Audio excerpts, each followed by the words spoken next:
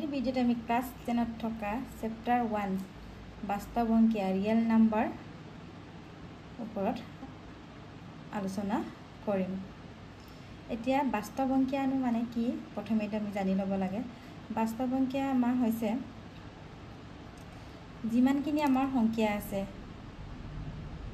স্বাভাৱিক সংখ্যা, পূৰ্ণ সংখ্যা, অখণ্ড সংখ্যা, পৰিমেয় সংখ্যা, অপৰিমেয় সংখ্যা, এইবোৰ হৈছে আমাৰ বাস্তৱ সংখ্যা।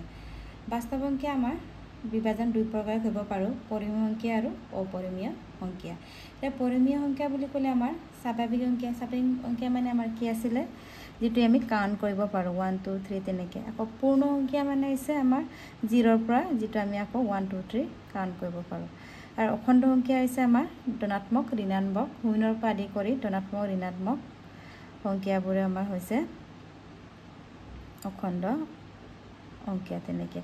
আকৌ ভগ্নাংক সংখ্যা মানে হৈছে আমাৰ যিটো আমি p/q আকাৰ লিখোঁ, মানে 3/4 তেনেকৈ 2/5 এইবোৰক আমি ভগ্নাংক সংখ্যা বুলি কওঁ। আকৌ দশমিক সংখ্যা মানে আমি যিটো আমি দশমিকত তেনেকৈ প্ৰকাশ কৰোঁ।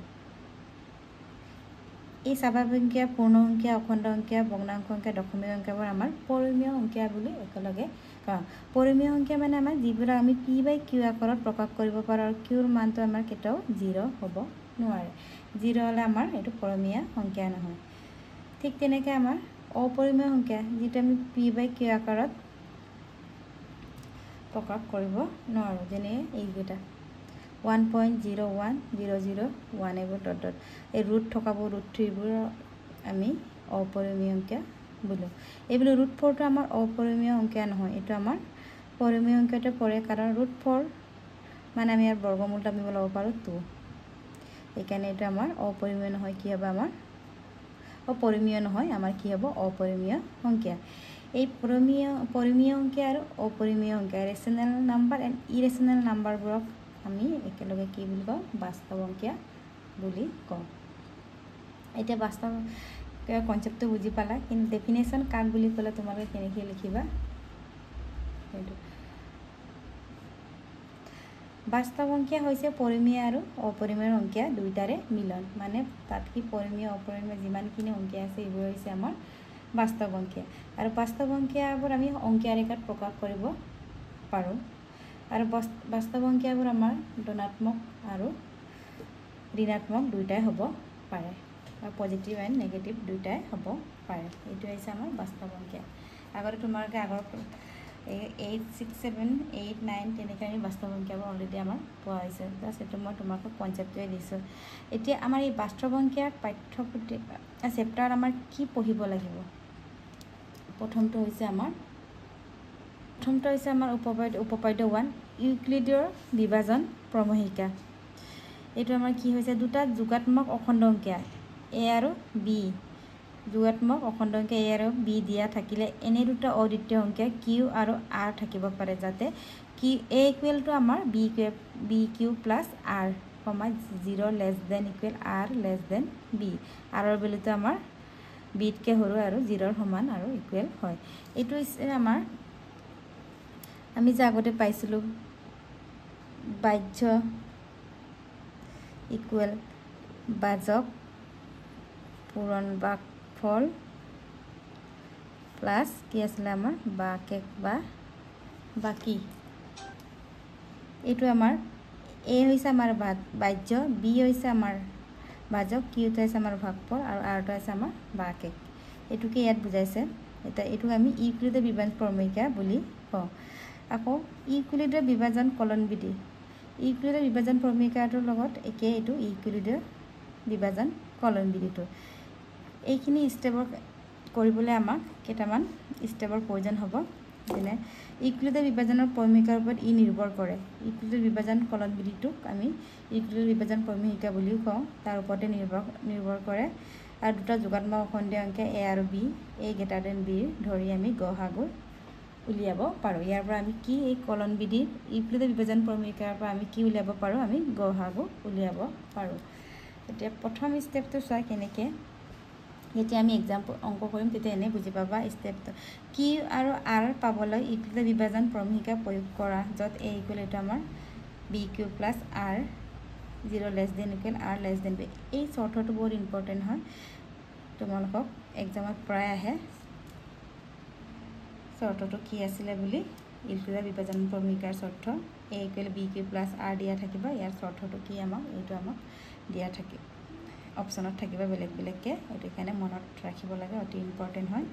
নেক্সট আমাৰ ষ্টেপ 2 আছে, যদি আৰ ইকুৱেল 0 তেতিয়া আমাৰ গহাগু হ'ব আমাৰ বি। যদি আৰ নট ইকুৱেল 0 হয় তেতিয়াহ'লে বি আৰু আৰৰ ইউক্লিডৰ বিভাজন ক্ৰম আমি প্ৰয়োগ কৰি থাকিব লাগিব যেতিয়ালৈকে আমাৰ আৰৰ ভেলু 0 নহয়। আৰ হৈছে আমাৰ বাক এক, বাক একটো বাকীটো যেতিয়ালৈকে 0 নহয় তেতিয়া আমি এইটো ইউক্লিডৰ বিভাজন ক্ৰমশিকাটো আমি কলম বিটো প্ৰয়োগ কৰি থাকিব লাগিব। ষ্টেপ 3 টো চোৱা, বাক এক নোপোৱালৈকে এই প্ৰণালীটো ব্যৱহাৰ কৰি থাকিব লাগিব। যেতিয়ালৈকে আমি 0 নাপাওঁ তেতিয়ালৈকে আমি এইটো আমি প্ৰয়োগ কৰি থাকিব লাগে। এটা এক্সাম্পল এটা দেখাই দিছোঁ। আমি উদাহৰণ হিচাপে 455 আৰু 42 গহাগু উলিয়াবলৈ যেতিয়া কুৱেশ্যনটো কয় তেতিয়া তুমি আমি কলম বিধি ব্যৱহাৰ কৰি কেনেকৈ উলিয়াম, ইয়াৰ আমাৰ কোনটো ডাঙৰ, আমি জাষ্ট মই এটা এক্সাম্পলে বুজাই দিছোঁ। ইয়াৰ সৰুটো কোনটো 42 আৰু ডাঙৰটো আমাৰ 455। সৰুটোৰে আমি ডাঙৰটো ডিভাইড কৰিম, কেইবাৰ যাব আমাৰ, প্ৰথমে এবাৰ গ'ল 42, আকৌ 35,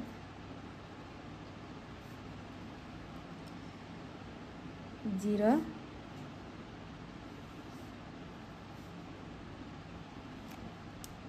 আমাৰ 10 বাৰ গ'ল, 10 বাৰ হ'লে 425, আকৌ 5 -2 আমাৰ 3 হ'ল 35। তেনেহ'লে আমি এইটো কেনেকৈ লিখিম, আমাৰ কোনটো বাহ্য আমাৰ কোনটো হয়, আমাৰ 455 ইকুৱেল বাজক কোনটো আমাৰ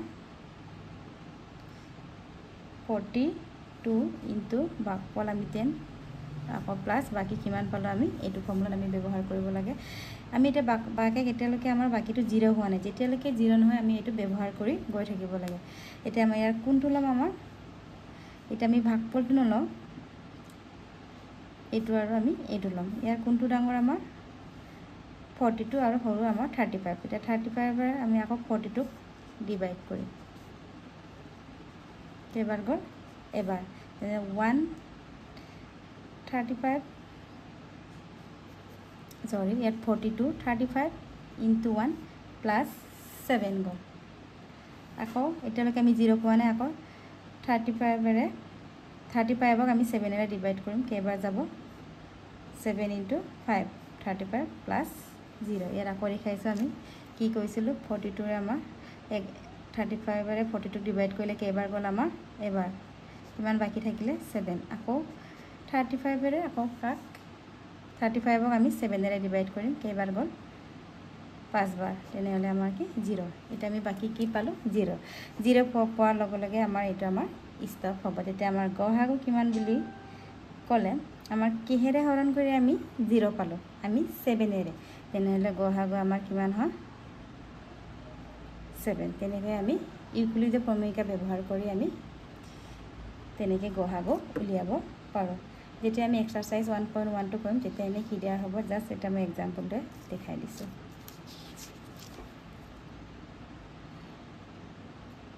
এতিয়া আমাৰ উপপাদ্য 2 আছে, পাটিগণিতৰ মৌলিক উপপাদ্য।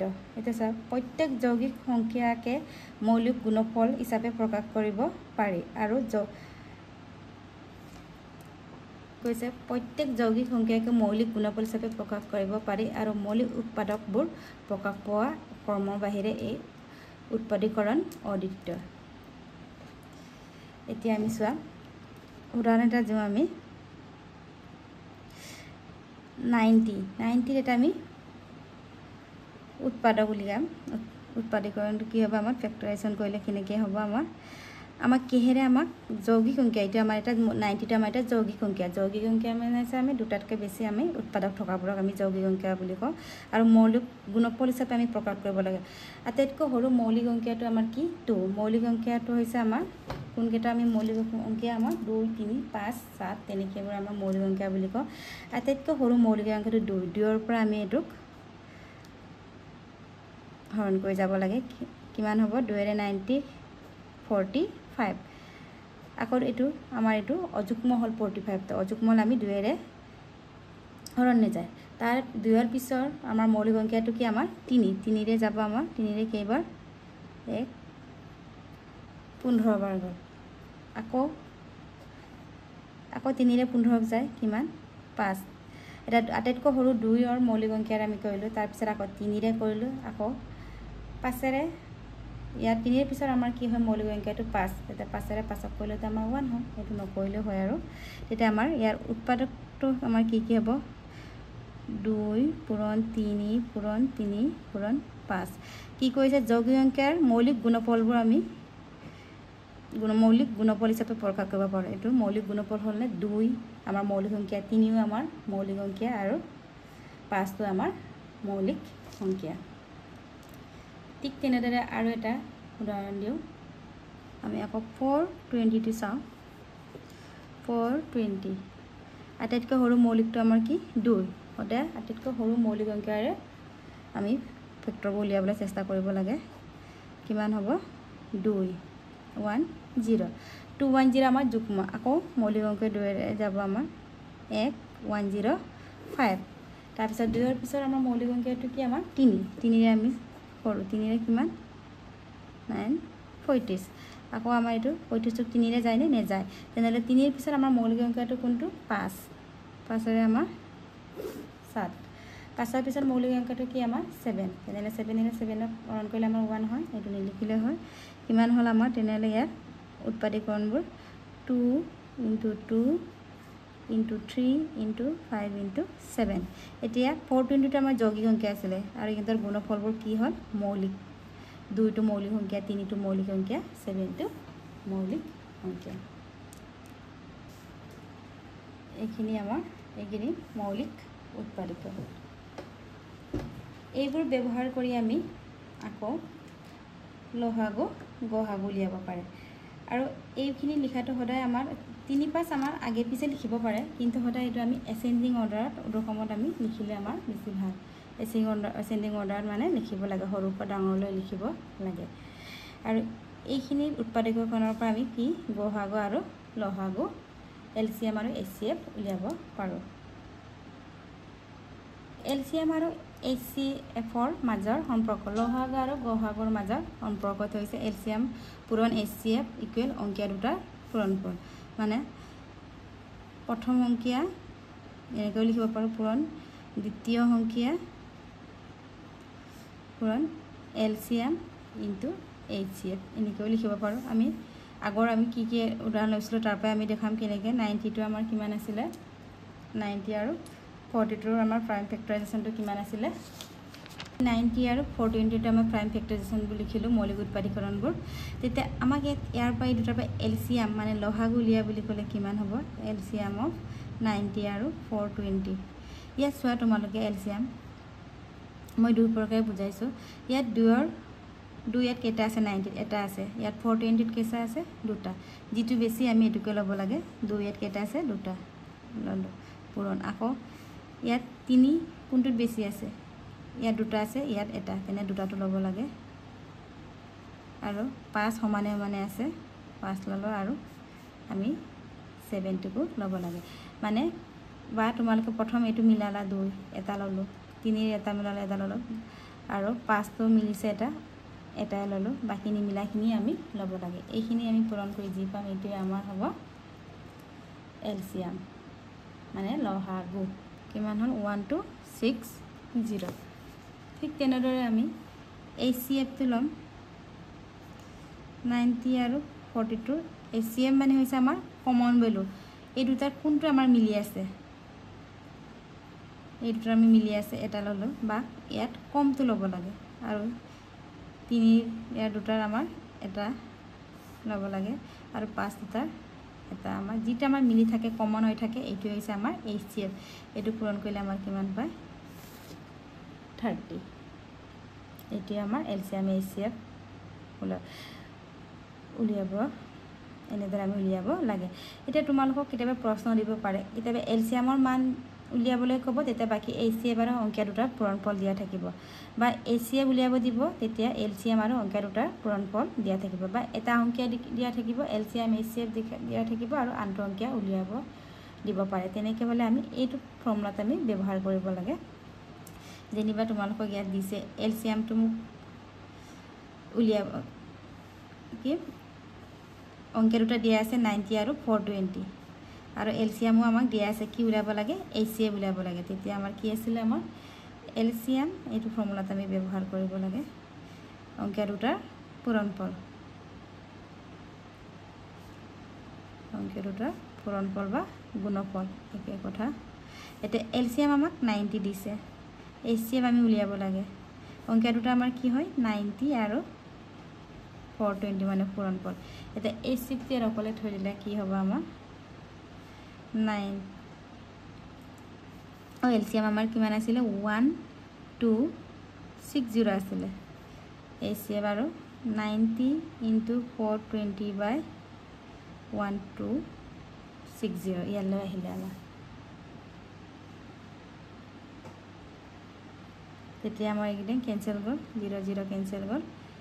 এইখিনি গোটেইখিনি আমি কেঞ্চেল কৰিলে কিমান পাওঁ HCF = আমি 30 পাওঁ। তেনেকৈ আমি উলিয়াব লাগে। এনেই আমি যেতিয়া এক্সাৰচাইজ কৰিম তেতিয়া আমি ভালকৈ বুজি পাম। প্ৰথমে আমি ক'ৰ পৰা কি পাইছোঁ এইটোকে প্ৰথমে কনচেপ্টটো ল'ব লাগে। এতিয়া নেক্সট হৈছে আমাৰ উপপাদ্য 3।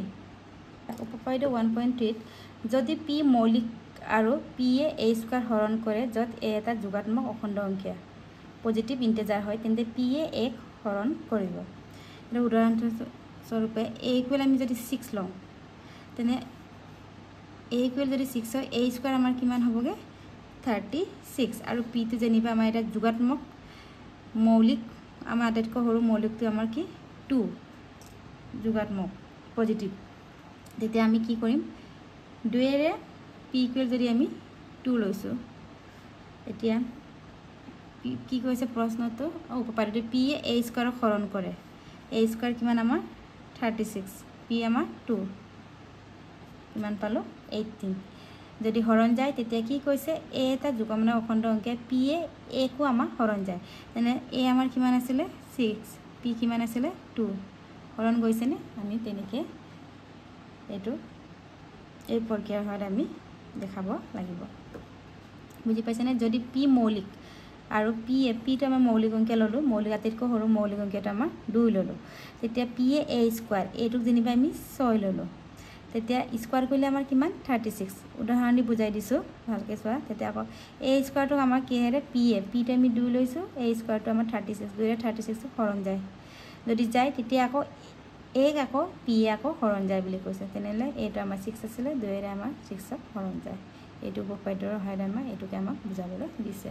যেতিয়া আমি এক্সাৰচাইজ কৰিম তেতিয়া এনে ভালকৈ কনচেপ্ট এটা ক্লিয়াৰ হ'ব।